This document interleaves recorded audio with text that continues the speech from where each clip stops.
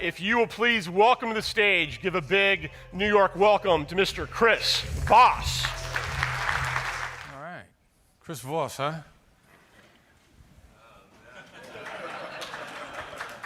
Good call. All right, here we go. Let's start with this, see if this works. Love affair with the word hostage. Listen. You do not hold people hostage or engage in ransom taking to get 100% of your way. They're trying to hold veterans hostage to force Obamacare on the American people. You cannot negotiate with a hostage situation. They had to take the country hostage. Whether or not it's correct to kind of use the hostage terms by politicians, when you see this, as somebody who's negotiated a lot, when you see what's going on in Washington, what jumps out to you? Well, there's two things about that. You know, on a personal note, I like that they use the word because then it gives me a chance to be on your show. And I get it. You know what? I haven't been able to focus on anything. His company is called the Black Swan Group. That is the baddest ass name I have ever heard. I love that. Now, what is the Black Swan Group? That's like the coolest. What is that? Thank you very much. A black swan is something unusual that has a great impact, and we like to think that the way we negotiate has a great impact. See? That's cool, right? I love it. All right. How often do you get a chance to tell a joke that makes Anderson Cooper laugh, right? All right, but there's a communication lesson in there. There's a negotiation lesson. There's a sales lesson in there, buried in that. What do you think it is? I'm sorry? What do you think the lesson is? What is it? See, the thing that I love about hostage negotiation, what we come to learn is, when we invented this back in the 1970s, we didn't know it was all neuroscience-based. You know, we were psychologists. Psychologists did a great job before we could actually look inside the brain and see how it works. Everything we did in hostage negotiations backed up by neuroscience and communication. The neuroscience, negotiation, communication lesson here is you're up to 31% smarter in a positive frame of mind. 31%, that's no small jump. The mood that we have directly correlates to how efficiently your brain functions. For hostage negotiators, we would calm people down. We'd use a thing called the late night FM DJ voice. And people would calm down. We didn't know why it worked, we just knew it worked. It actually turned their brain down. 31% smarter in a positive frame of mind. What's the lesson here for you? Now, as a hostage negotiator, you know, do I show up at a bank going like, hey, I'm from Iowa, I just flew in, boy, my arm's tired. I'm not telling jokes. You know, I didn't go on Anderson Cooper telling a joke, but I did use humor appropriate to the context. When you're using humor, you're up to 31% smarter. Think about that. You're also causing your counterpart to be up to 31% smarter, putting them in a mood. One of our terms for negotiation is flexibility. Never be so sure of what you want that you wouldn't take something better. Cool, all right, so that sounds cool, I'll do that. How do I get something better to happen? Appropriate humor in the moment. I don't tell that joke. Jeffrey Toobin does not give me the best commercial my company ever had. The Black Swan Group, that's the baddest ass name I ever heard. What is that? He does that spontaneously. I cause him to have the idea in his head. He doesn't know it came from me because I made him feel better. He gives me something enormously valuable, receiving nothing in return. But it's contextual to the moment. Context is always important. A friend of mine was telling me he's in a negotiation, he works for Raytheon. What is Raytheon? Raytheon is the government's arms dealer, right? Sell weapons on behalf of the US government, arms dealer around the world. They're selling weapons to Korea, South Korea, they got a problem. The relationship is breaking down. I sent my friend to South Korea to negotiate with these guys. South Koreans are so mad at these guys, they put them in a room in the middle of this building, a room that's got no windows. You know, I'm surprised they didn't waterboard them when they came in. But they got them in a room with no windows because they're trying to make it unpleasant for them. And it's an unpleasant negotiation. While they're in the middle of this negotiation, the lights go out. So if you're in a room with no windows, you're in pitch black. The lights go completely out. They're sitting there. He says, after a couple minutes sitting in the pitch black, he says, whose hand is that on my leg? And the lights come back on and they all laugh. And then they make the deal. Now, of course, they felt better about each other, but they simultaneously felt better about each other and got smarter in the moment. This is crazy. Here's how crazy this is. And here's how you can begin to override your system and hack your system, because 2 out of 3 in this room are not normally in a positive frame of mind. There's a number of things we know about the types of human beings that survived on a planet, and regardless of gender or ethnicity, we break down pretty much into 3 types: fight, flight, and make friends. Now, the make friends type from the caveman days is normally in a pretty good mood. The fight, flight guys, and I'm a fight guy, you know, we're not running around in a positive frame of mind on a regular basis. So we're actually not tapping into our full mental capacity. How can you hack that if you're in one of those types, if you're like me? They did a psychological experiment where they asked people to hold a pencil in their mouth without letting their lips touch it. What are you doing? You're smiling, right? Can we fool ourselves if we know in a positive frame of mind? What happens if you don't know you're in a positive frame of mind? Is there a hardwired connection between the facial muscles, the nerves, and the brain? They did the experiment, their brain picked up anyway. They didn't know they were smiling. You force a smile onto your face. If I look at you and I smile, I hit your mirror neurons. It's an involuntary reaction. I could pick anybody out in this room. If I smile at you, even if you frown back at me, you're going to be fighting the smile in your face, fighting the smile in your brain with your frown. But that still means I'm still hitting your mirror neurons. You can't stop it. If you can hear, I can hit your mirror neurons. If you can see, I can hit your mirror neurons. It's an involuntary response. Here's another crazy piece of information along these lines that I found out recently. They gave Botox to women who were depressed. Our sample group happens to be women. Do not be misled by the fact that they're women, because this worked because they're human beings, not because they're women. You've got to be careful the kind of data you get. If you misinterpret data, then you say things like playing basketball makes you tall. You've got to understand how you interpret your data. So sample size is women. This works because they're human beings, not because they're women. They're depressed. They give them Botox so they can't frown anymore. The mood instantly elevates. Instantly. Because they override the system. If you're a natural frowner, you're hurting yourself. Bad news about that experiment is with Botox, they also have trouble smiling. So they can't elevate the rest of the way up there. It's a neuroscience rule. Make yourself smile. You'll hack your system. You'll communicate better. You will get more. You will get surprises in your deals with unexpected stuff. You get the Jeffrey Toobin give you something enormously valuable. You didn't give him anything in return.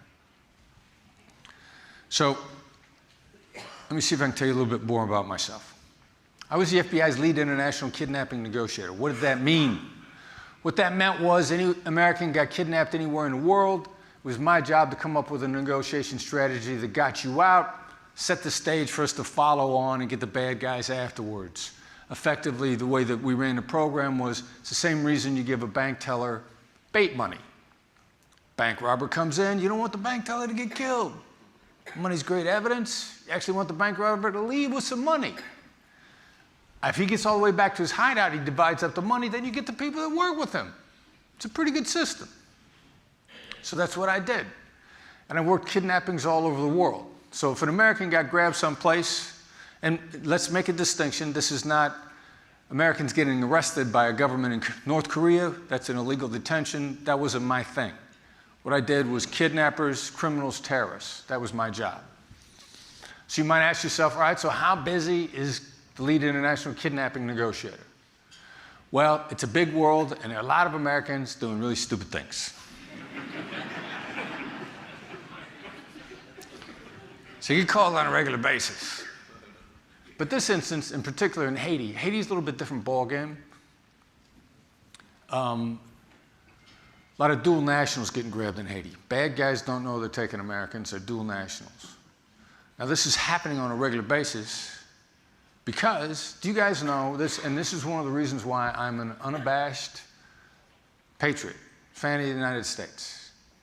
We're not perfect. We got our shortcomings. I think we're a phenomenal place. How many countries in the world, if you're born there, are you a citizen? Do you know? I grew up in Iowa. I know the accent doesn't sound like I grew up in Iowa, but I grew up in Iowa. I grew up there and I thought, I was born here, I'm entitled to citizenship. It's the way of the world. It's the way things should be. No, it's not. It's argued that there are only 2 developed nations on the entire planet that have birthright by citizenship by birth.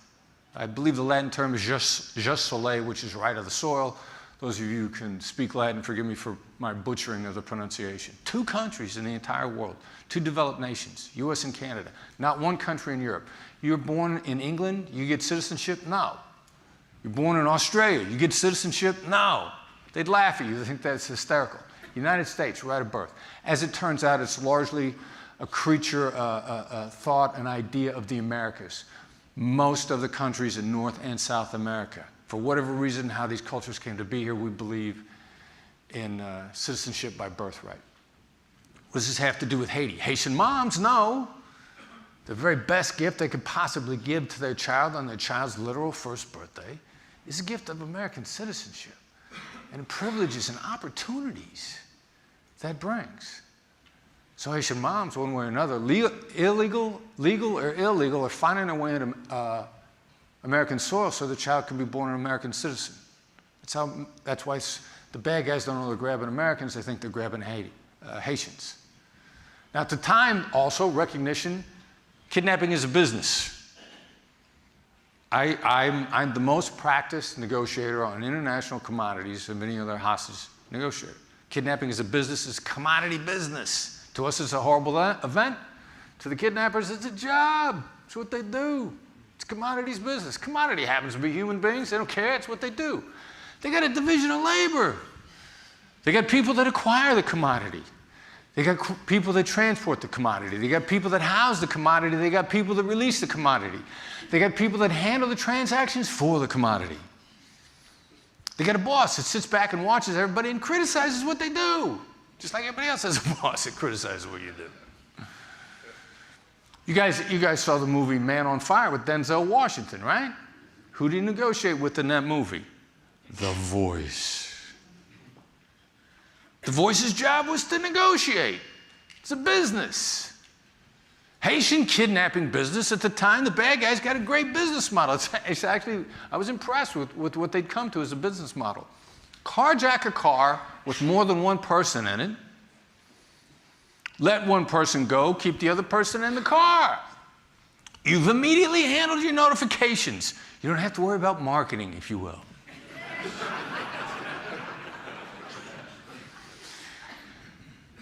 You've pre-qualified your customer. If they got a car, they got money for a ransom. In Haiti, you got a car, you got some dough. You got money for a car and gas, you can pay a ransom. You're pre-qualified. And what happens if you grab the 1 person in the family that nobody likes? You got a car. Pretty sharp, right? Very sharp business model. So I get a call one day, 12-year-old boy in Haiti's been grabbed. 12-year-old boy is an American citizen. His father is not. His father knows that his son is an American citizen, and because of that, he's supposed to get help from the US government. Goes to the United States government, says, my son's a citizen, he's been kidnapped. And the State Department says, the FBI is going to be there to help you. Put my next slide, or put my slides back up, please. I'm not sure what went through his mind when he heard that, but I'm sure that probably about 15 minutes later, he expected to hear a, and these guys would be there at his door. Maybe they'd have FBI hats on. But instead, 15 minutes later, he gets a call from some guy in Washington, D.C. named Chris Voss, and he literally says to me on the phone, you're in Washington, D.C., how you gonna help me? Now, how much time have I got before this guy hangs up the phone? Seconds, right? How much time do I got? You or me, what do you say? How long do you have to make a first impression? Do you know? 7 seconds. Same amount of time as me. When you're making a first impression, you think people aren't saying to themselves, how you gonna help me? You think they're not saying that to themselves? In that 7 seconds, what do you have to establish? In that 7 seconds, what did I have to establish? Trust. What else? Confidence. Not confidence, close, competency. Not the same thing. You got the same amount of time as me. You got to establish the exact same things I had to establish. You got somebody saying to you, about you, in their head, the same thing that that father said to me on the phone. How you gonna help me? It's the same thing. What do you say? You're me, what do you say? Now, the reason why I knew what to say to this father is because I've done it wrong in the past. First time I showed up in the Philippines on a case that we're going to talk about in a few minutes, I did it wrong. They walked me into a room, the entire heads of the government are there. Because as an American, it's been grabbed. I've been invited in by the ambassador. The ambassador's personally signed off on me coming in. The head of our office in Manila has brought me in. Everybody other than the president of the Philippines is in the room. The only reason the president is not there is his personal advisor is. Secretary of Defense is there, head of the police, everybody is there. And basically, in sum and substance, what they say, how are you going to help us? I make the mistake of laying out my resume. FBI agent, hostage negotiator, we're terrorism, won the Attorney General's Award for Excellence in Investigation, the FBI Agents Association Award for Distinguished and Exemplary Service. Been on a terrorist task force in New York City for 14 years. Not only have I been trained by the FBI in Scotland Yard, I wrote the book that we train from now. I will tell you, they were suitably unimpressed. They may as well have yawned right in my face. I remember walking out of that meeting, the head of our office goes, those guys were disrespectful, they challenged your credentials. I'm from Iowa. I go like, how cool was that? When did I ever get to argue with the Secretary of Defense of an entire country? Why is that? Why is me laying out my resume, you laying out your resume stupid? It's all about you. Number one, it's all about me, but number two, your resume correlates loosely with whether or not you know what you're doing. If your resume correlated accurately with what you did, you guys would never make a bad hire, would you? What did I say to that father? Here's what I said. All right, so Haitian kidnappers are not killing kidnap victims these days. I realize it's really stupid because they kill each other at the drop of a hat, but they're not killing kidnap victims. Now, today is Thursday, and Haitian kidnappers love to party on Saturday night. So if you say the things that I want you to say, when I want you to say them, we'll have your son out late Friday, early Saturday morning. He said, tell me what you want me to do. And we had his son out Saturday morning. So let's break down a little bit what I said or what I didn't say. First of all, which took more time? Me laying out my resume or me laying out what he was faced with? It took less time for me to lay out what he was faced with, didn't it? I will tell you also in the course of getting his son out, he never asked me how long I'd been an FBI agent. He never asked me how long I'd been a negotiator. He never asked me how many countries I'd negotiated in. He never asked me how many cases in Haiti I'd negotiated in. He never even asked me how many times I've been to Haiti. You know how many times I've been to Haiti? Never. I've never been to Haiti. Did I speak French? Did I speak Creole? Did he ask me those questions? And you may have asked yourself already, You know, there's basically 168 countries in this world, a lot of languages. How many languages does Chris Voss speak if he negotiated all over the world? And by now you realize the answer to that is barely one.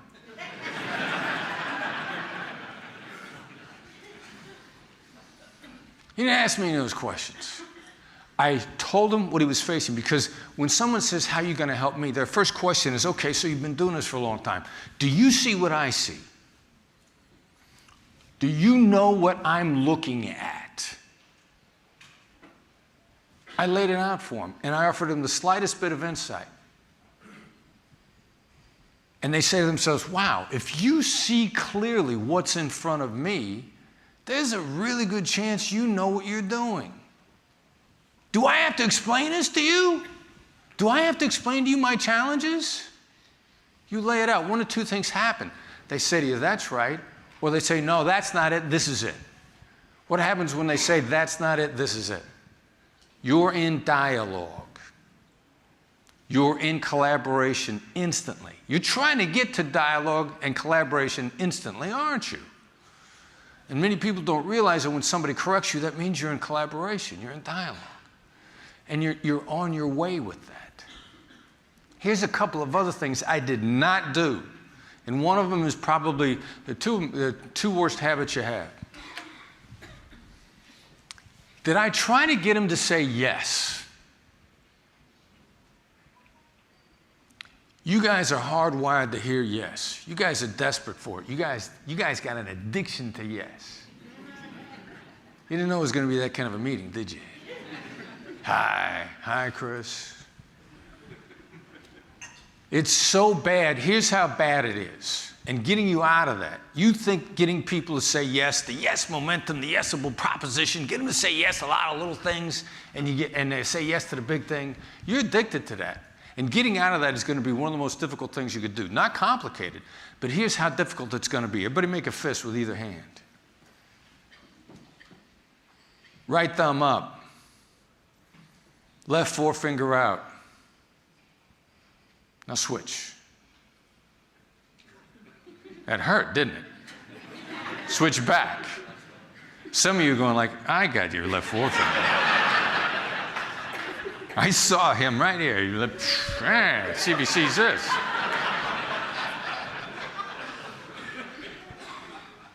Was that complicated, what I asked you to do? Do you need to be Elon Musk to know what I was trying to get you to do?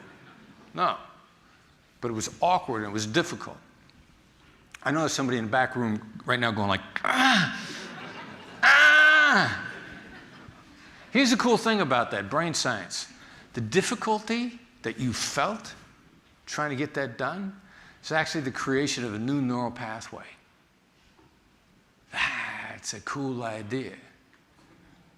The neuroscience rules are the synapses that fire together wire together. Now, your yes habit is hardwired. That road is built and you're used to screaming down that road in your thought processes. Getting out of it is going to take some repetitions. How many? 63. John Foley, Blue Angel pilot, I heard him give a speech probably about 2 years ago. He talked about wiring grooves into their brain, which is the same thing as the neural pathways and new habits that I'm talking about. And they, you know, if they don't wire a groove into their brain, these guys crash into each other in the air and people start to die instantly. And he said they did some research on it. He said it took about 63 to 65 repetitions to put a new habit in the brain. But at the very beginning, it's as hard as that was, and you quit and you give up. And because you think it's going to be that hard the whole time. You're like, I'm not doing this anymore. It hurts my head. But you don't know how close you actually are to breaking through a new habit. Everybody knows what the bell curve looks like. It's very steep, and then it peaks, and then you take off on the other end. You're building a new habit. Some of the new habits I'm going to share with you today, at the beginning, you just see how steep this thing is initially, and you're like, you know, this is too hard. I'm not doing this anymore. But I got to get you out of the yes habit. I got to get you out of that. That is the worst thing you could possibly do. I don't even bother with the word yes. And when we were working on the book, one of the guys that I was working with, he said, hey, how'd you get, as a hostage negotiator, how'd you get kidnappers to say yes? Only question I can remember being thoroughly stumped by, because I'd never really thought about it that hard. at that time. And I said, no, we never did. It's a useless word. So we didn't even bother with it. So some of you are sitting there thinking right now, like, okay, fine, now what do you want me to do? Because that's all I do. And you know what? I close deals that way too. You can't tell me that I don't close deals getting people to say yes. Now, I'm not saying you can't do it. I'm just saying your batting average isn't anywhere close to what it should be. You're batting 125 when you should be batting 350 for you baseball players. Yeah, stick to 125. You want to stay there? Because this is what it looks like, and this is why it fails. Would you like to have a more efficient system? Would you like to have more customers? Would you like to have more free time? Buy my product.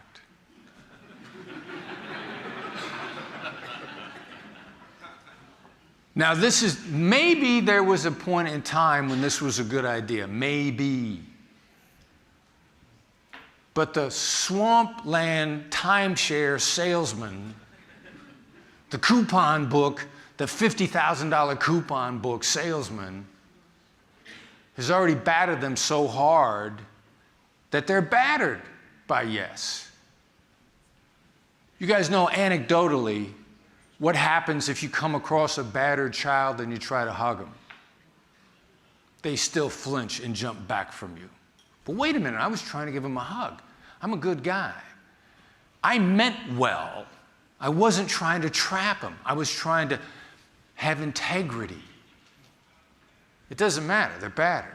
Everybody's battered by yes. You got to stop this. You got to stop it. Okay, fine, you convinced me. Now what? You know who this is? Jack Welch. Jack. One of the most famous CEOs, former CEO of GE, author of a number of books. Jack winning the real-life MBA. Jack Welch came to Los Angeles a couple years ago. He and his wife, Susie, the latest book, The Real Life MBA. I'm going to go to the book signing. I'm going to ask Jack to come speak at the class I'm teaching at that time at the USC Marshall School of Business in the MBA program. Negotiation.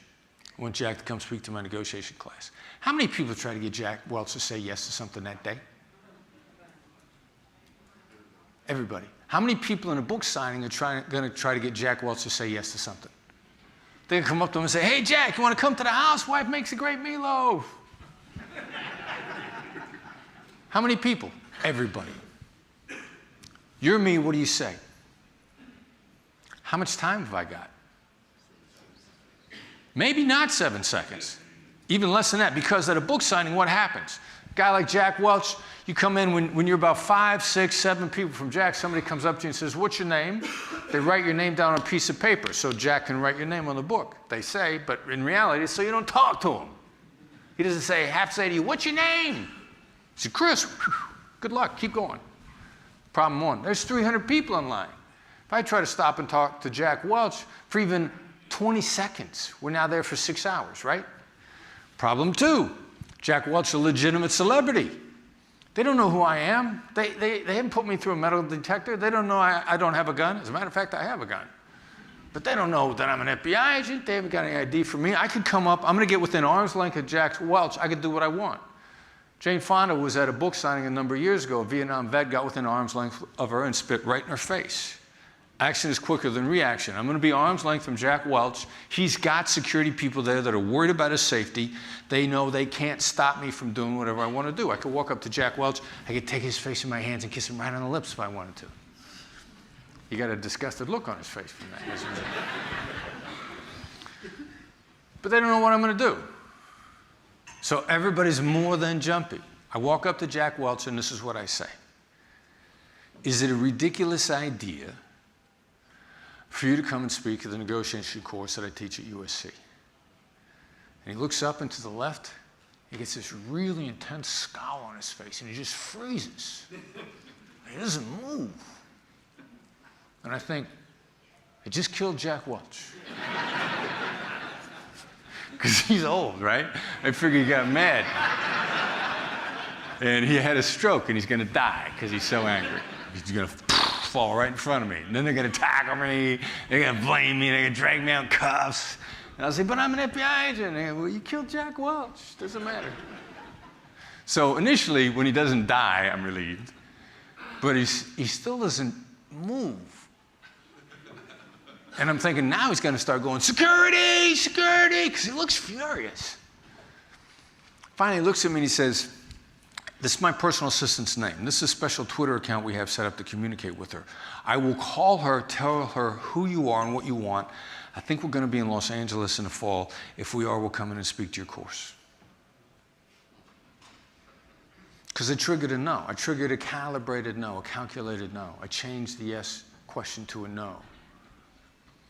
And I'm here to tell you, a calibrated no is worth 5 yeses. Think about what he thought through and the steps that he thought through before he answered me.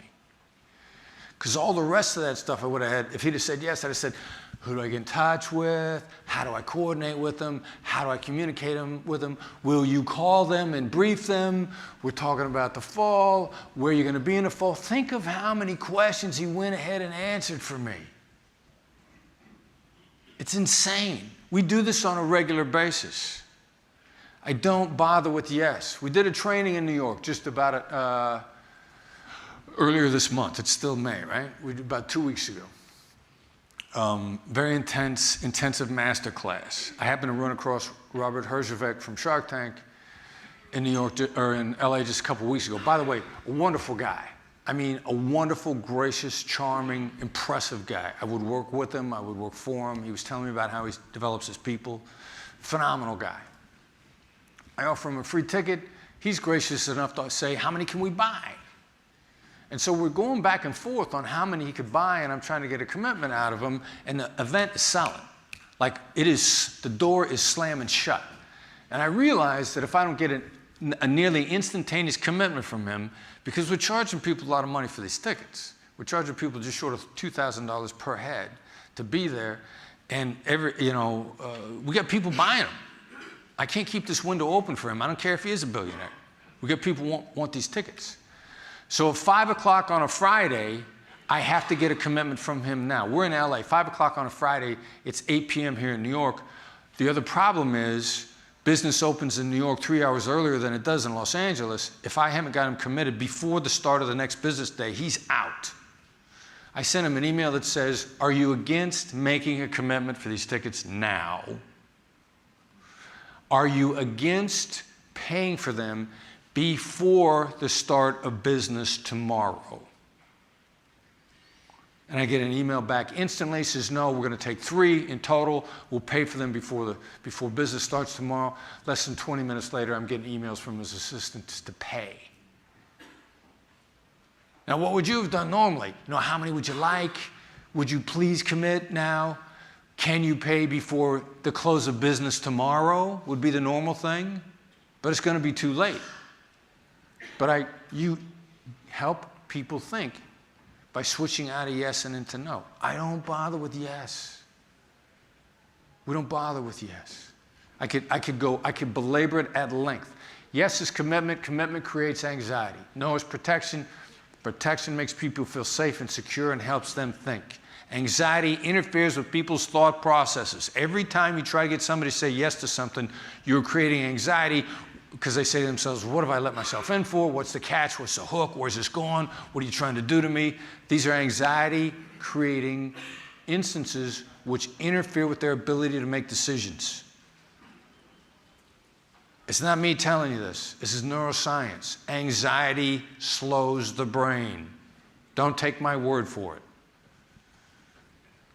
Okay, fine. So what if no is not enough? And this is really what sold the book to the publisher. They'd never seen anything like this before. It's in our utter disdain for yes. Because what's the most famous negotiating book in the world anyway, right? Everybody knows Getting to Yes, right? Yes is supposed to be what you want to get people to say. Yes is not what you want people to say. This is what you want them to say after the no. Now, that's kind of disappointing, right? Like, that's not special. That doesn't make me feel good the way yes makes me feel good. I love yes. I got a bad addiction to yes. I'm happy when I hear you. That's right. It's not what it is to you when it comes out of their mouth. It's what it is to them. That's right is what people say when they think that what they've just heard is the total and complete truth. There's two simultaneous things that happen. It triggers a subtle epiphany in people's brains. There's a chemical change with epiphany. They feel better. They feel smarter. They feel clarity. Stephen Covey's advice from way back when, seek first to understand, then be understood. And so we thought, okay, all we got to do is say to somebody, I understand. And then you get to talk, right? Because they're ready to hear you. No. It's the changes show understanding first. Trigger a that's right, then and only then are they ready to hear you. Whatever political side of the aisle you're on, I'll give you an example to prove it to you. Last presidential election, the two candidates were on TV engaged in a debate when whichever candidate you loved, when you decided to vote for them, they said something in the debate you thoroughly believed in. You didn't look at the TV and say, you're right. You looked at the TV and you went, that's right. That's what people say when they're all in. They say, that's right. Also, I had somebody stop me and say, I think it's when the person is telling you they feel empathy from you. Empathy is this powerful mystical tool. Empathy is not sympathy. Empathy is not sympathy. I don't know how many times I could say that. Empathy is not sympathy.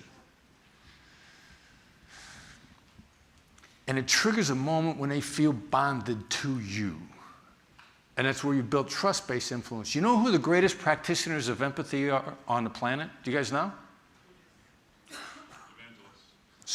Very close. Sociopaths.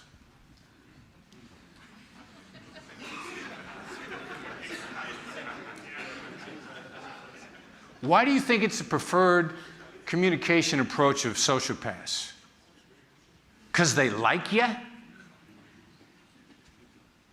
Because it works? Because they like to work hard? Because sociopaths have a great work ethic? Yeah, I want to hire a sociopath. They work really hard. It's efficient. It sticks. It lasts. It's the most durable form of influence there is. Sociopaths are lazy. They want to wind you up once and then keep you wound up with a minimal amount of effort. All right, fine. So they like it. Does it work on them? I love this question. Does empathy work on sociopaths? We think.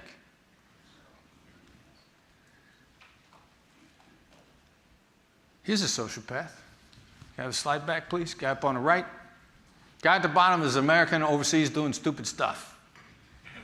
He gets grabbed by this guy. Guy in the sunglasses and a black bandana. Make no mistake, is a murdering, raping, straight out of the movies, bad to the bones, sociopath. He's a killer. He's got the blood on his hands, literally, of no shortage of people that he has physically and personally cut their heads off. These guys got a method of chopping heads off that was shown to me and explained to me they're actually kind of proud of. They're so effective at it. It's like a contest. How efficiently can you chop a head off of a human being? This guy's done it a bunch of times. And a rapist. And he finds a woman that he likes, he rapes her enough, she becomes pregnant, him and his buddies shove her down a hill so she miscarriages so they can keep her. These are not nice guys. These are the definitions of sociopath. They've got this American. I am coaching this guy. Because I was an international negotiation coach, is what I really was. All I need to do is find somebody that's coachable. If you're coachable, I don't care what you're faced with. I can make you pretty effective because I know how the brain science works. By the way, is this stuff cross-cultural? Do you guys know every hostage negotiation team uses the same skills? The hostage negotiation team in Tokyo, Japan, and in Cape Town, South Africa, both use the same skills. Wait a minute, Japan to Africa? You got to be kidding me, right? What's the commonality? They're human. So that's the limitation. My approach to negotiation only works where humans are involved.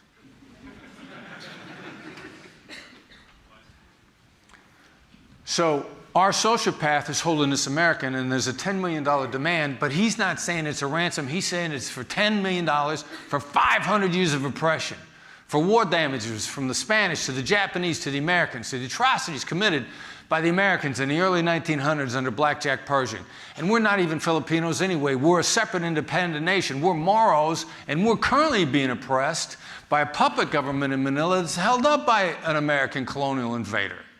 So we're not asking for ransom, we're asking for war damages for 500 years of oppression, which actually makes $10 million seem kind of small.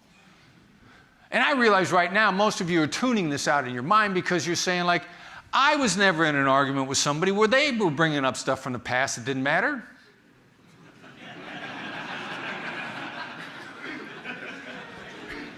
It doesn't happen to me. All my arguments are logical and rational. Right. So we go back and forth with this guy literally for months, and finally I say to my guy, we're going to hit the reset button here. And this is my son has referred to this as a birth of the that's right moment. Because I used to take this for granted. I didn't realize the extraordinary power of it. I said, the next time we get this sociopath on the phone, we're going to get him to say that's right. And you're going to repeat the entire situation from his perspective, especially the bad stuff about us. That might be the most critical part of it. The bad stuff about you. So my guy gets back on the phone with this terrorist, and he says, you know what, you're not asking for ransom for the American, but you're asking for war damages for 500 years of oppression. From the Spanish to the Japanese to the Americans, the violations, the atrocities under Blackjack Pershing and the Americans in the 1900s. And you're not Filipinos, you're Moros. You're a separate independent nation, been fighting for your freedom for 500 years. And you're being oppressed currently by a puppet government in Manila. It's held up by the American colonial invaders, and it's unjust and it's wrong. And he went on and on. And he laid it on thick. And I'm here to tell you, if you're not laying it on thick, you're not laying it on thick enough. The bad stuff. Not the good stuff, the bad stuff. And probably, it didn't seem like it'd take that long, but it seemed forever. It took my guy to lay this out, and there was a moment of silence, and a sociopath on the other end of the phone said, that's right. And it was dead silence for another couple moments, and my guy says, let's talk again in a couple of days. Okay, hangs up the phone. We went from $10 million to zero in that moment. The $10 million went off the table, never to be mentioned again for the rest of the kidnapping. Lasted a couple more months. Kidnapping took a couple twists and turns. Finally, one day, the Americans out in the swamp, we've so diffused everything they're doing, they're not even watching them anymore. They're not angry. They don't know that we've diffused them. They don't know what sort of an upper hand we have on them. They just don't know what's going on. The American, they're checking on him every 3 days. He's sitting out there in the swamp, says, I'm leaving, and he walks away. Local farmer sees him, says, you must be Jeffrey Schilling, the American. He says, I am. You know, how many black guys walking around south of the Philippines, right? He says, I am. They alert the military flies down in helicopters, picks him up, they take him back to Manila, they hold this monumental press conference. He's got the President of the Philippines on one side, Secretary of Defense on the other. Secretary of Defense says, we have rescued the American Jeffrey Schilling in a daring military operation. They gave him a ride. It was a daring operation at the Newark Airport yesterday where I was rescued.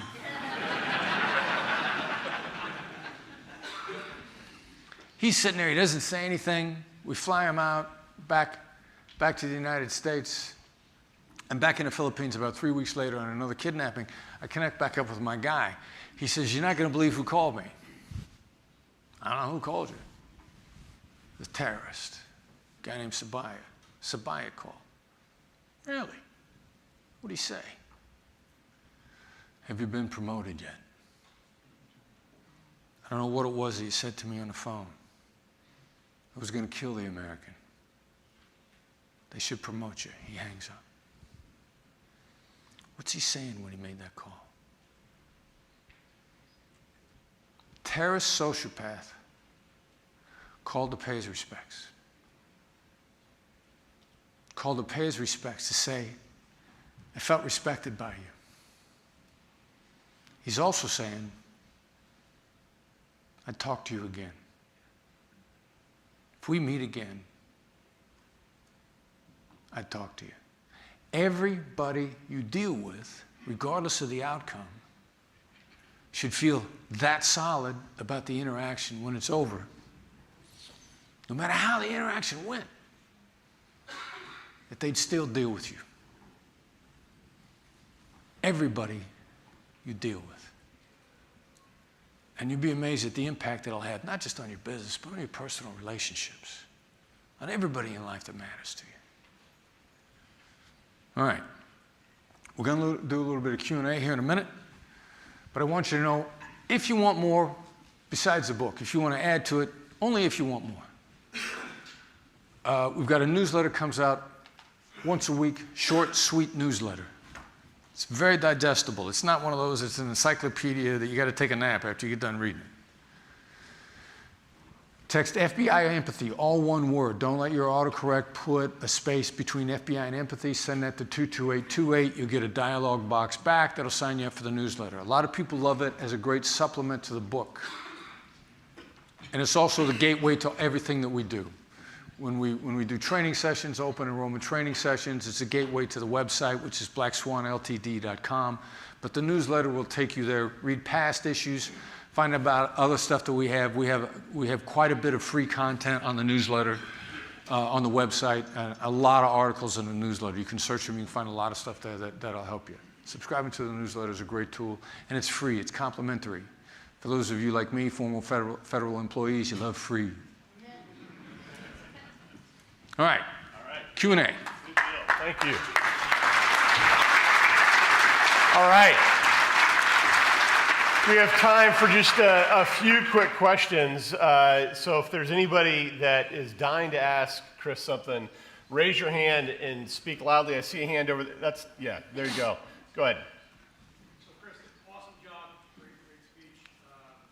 I had to know, what's it like when Chris Voss walks into a car dealership to buy a car? There you go. There you go. I got a car buying story in the book. And we just, on our YouTube channel, a friend of mine, the guy I told you about, was negotiating with South Koreans. He tells his car buying story.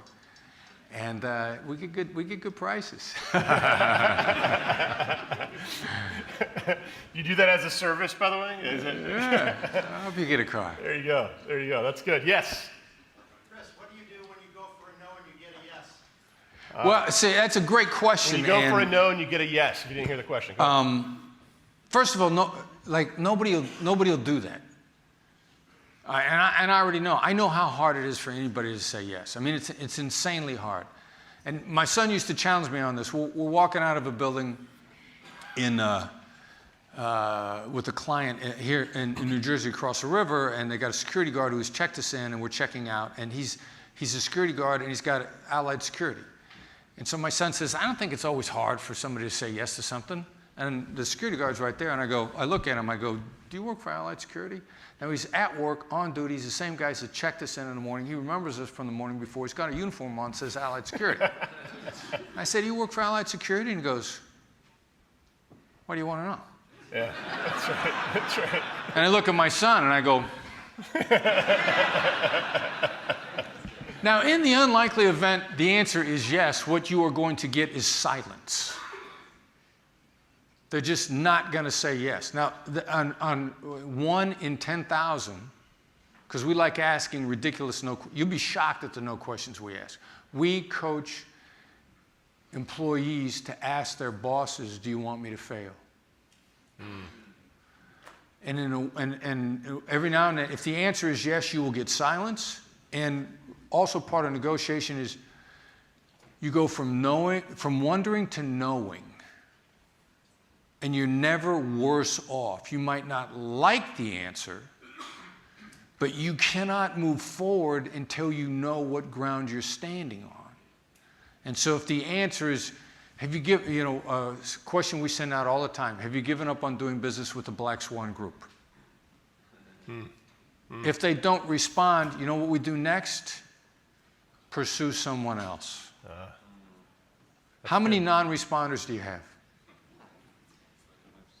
You know how many we have? None. Because we don't pursue that business.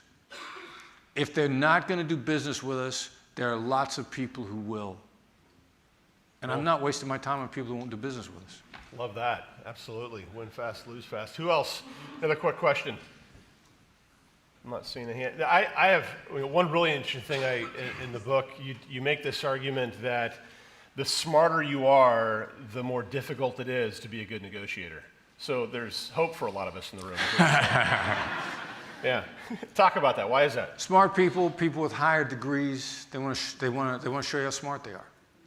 You can't get them to shut up. I mean, you can't. They just want to show you how they've thought stuff through. They want you to appreciate how much they've thought stuff through. And so they want to lay it all out for you. They want to help. I mean, it's very well-intentioned stuff, but it's really hard to get those kind of people to shut up. Yeah, yeah. And this is about shutting up, asking the question, and getting information from who you're talking to. Getting them to talk, not me to talk. Your counterpart should be talking 5 times more than you. Yeah. We like to say, he who talks most loses. That's good. That's good. He who talks most loses. Who has a question? Anybody? Yeah, I'm not asking anything now. I'm just going to listen. Actually, we do have time for yeah, Frank. How about when it comes to like a wife and kids, negotiating with that? Yeah, wife and kids negotiating with that. We don't have a lot of time. So. Senior executive, although very young lady, executive in Silicon Valley, is talking to her then fiance, now husband, one day, and she goes, "Why do I like talking to you all of a sudden?" So, you know, this last couple of days, I've really enjoyed talking to you. And he's like, taking this class, and they're teaching this book, Never Split the Difference, and they're making us do it with our wives and our girlfriends. She went out and bought books for all her girlfriends, husbands, and boyfriends. Oh, that's good. That's good. I saw a hand here. Yeah. How you doing? My name is Melvin Williams from M&M. All right, Melvin. Just wanted to know if it's a ridiculous idea for me to ask you if you could clear your schedule for the rest of the day. A lot of the businesses in your area today that we've been working with, they've experienced some security outbreaks, and we've been trying to work with them. And most of the businesses are struggling to fight technology today. And really, I understand everything that you're going through, so I'm just wondering, is it possible for you to clear your schedule so we can talk about and help you grow your business? All right, so what did he... Break that down. He pitched like crazy, right? He did a nice job. He says, it's a ridiculous idea for me to clear my schedule for the rest of the day. And then he 3-4 sentences to lay out the pitch. And then he said, I understand, which is bad. You should never say I understand. You had a really good start. Your pitch needs to be a lot shorter, but did I pitch with that father? No, you didn't. No. Yeah. That was the other thing I didn't do. I didn't pitch the father. I didn't pitch solutions. I didn't pitch answers. I said, here's what you're looking at, and waited to see if he was going to interact with me on what he was looking at. So you got a good start. That's the first fact that you already picked up on to starting out with a no-oriented question is, but you're still wired to pitch. You're still wired to pitch. Yeah. And getting a that's right out of the other side before you proceed. Seek first to understand before you can be understood. You should get a that's right before you make the pitch. On top of that, when you get the feedback back from your counterpart, you guys have a broad value proposition. How do you know which portion of that proposition is valuable? Your counterpart, you got 7 selling points. Your counterpart might be interested in 2. Every time spent on the other top 5 is your counterpart is starting to go to sleep on you. Yeah. So the guidance that you want to get, you want to know exactly which part of your pitch matters to them. And then, now that you've honed, you know which part of the value proposition is actually there for them, now you can go into it. Yeah.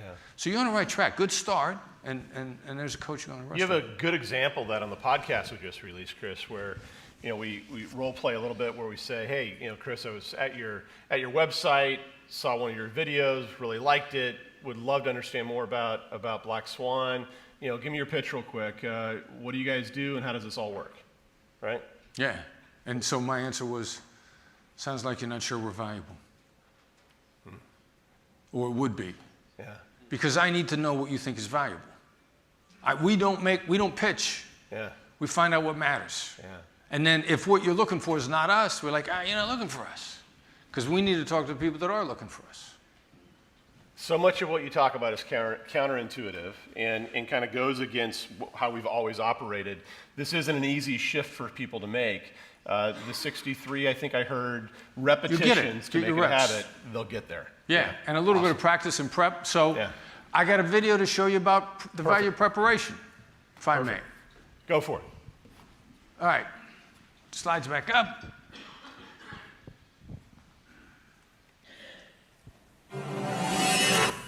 A proof of life video, that's what they're called. The ultimate good news, bad news story, if you're ever unfortunate enough to see one. Today's high-stakes rescue mission in Colombia ended a drama that has been dragging on for years.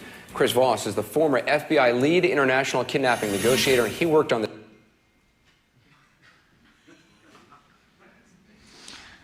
All right, so in terms of preparation, what are my preparation issues here?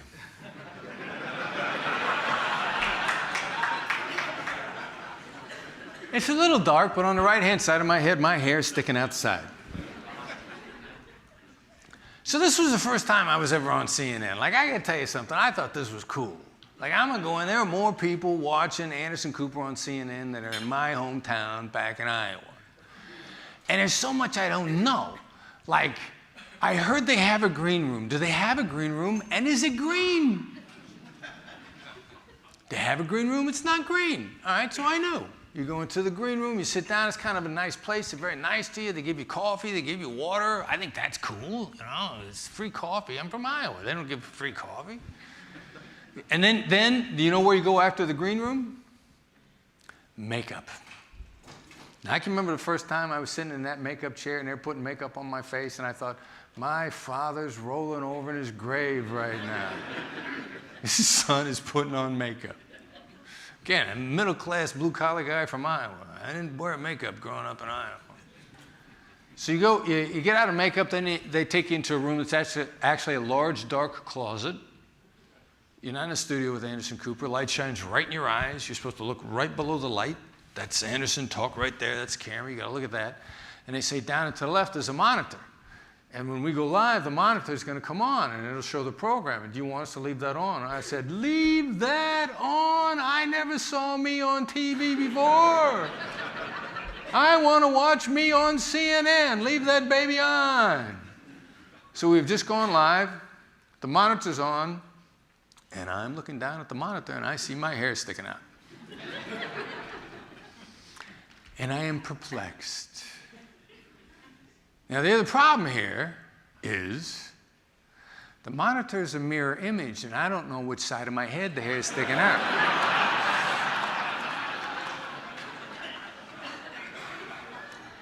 So I'm a negotiator, right? I generate options. I figure stuff out. So the first thing I got to do is I got to figure out which side of my head the hair is sticking out so I can address it. So this case from the beginning until his retirement just last year. He joins me now. Chris, this has got to be kind of...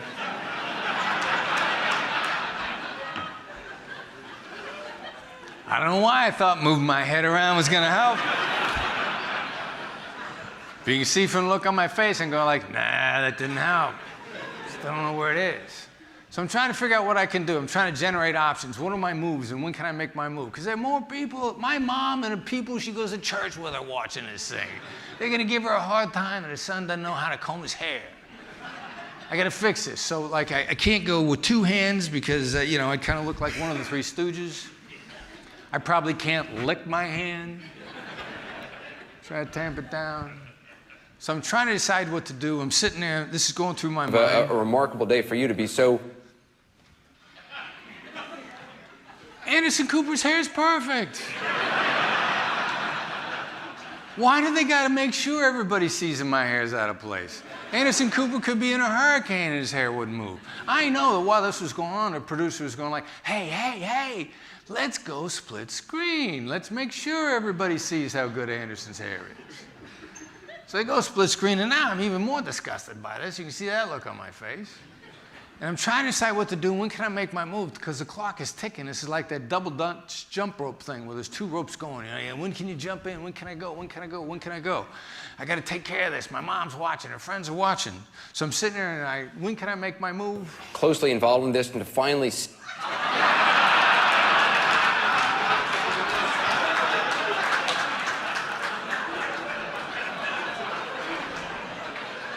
it come to fruition.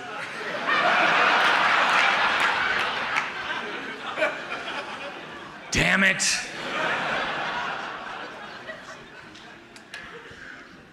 So what I'm trying to say is, and we finished the interview with Anderson Cooper, and they didn't ban me from Anderson Cooper as a result. They invited me back on. What I'm trying to say is, you'll make mistakes. It's okay. A solid approach where people feel respected and appreciated. And you get that's right out of them. They feel empathy from you. You'll make mistakes, and it'll be okay. They'll forgive you for them. So I'd like everybody to stand up, please.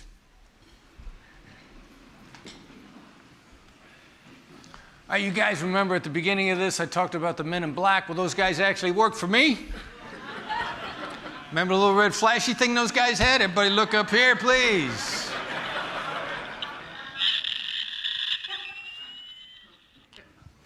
All right, from this point forward, after today, everybody that you deal with will feel that they were treated with respect. You understood them.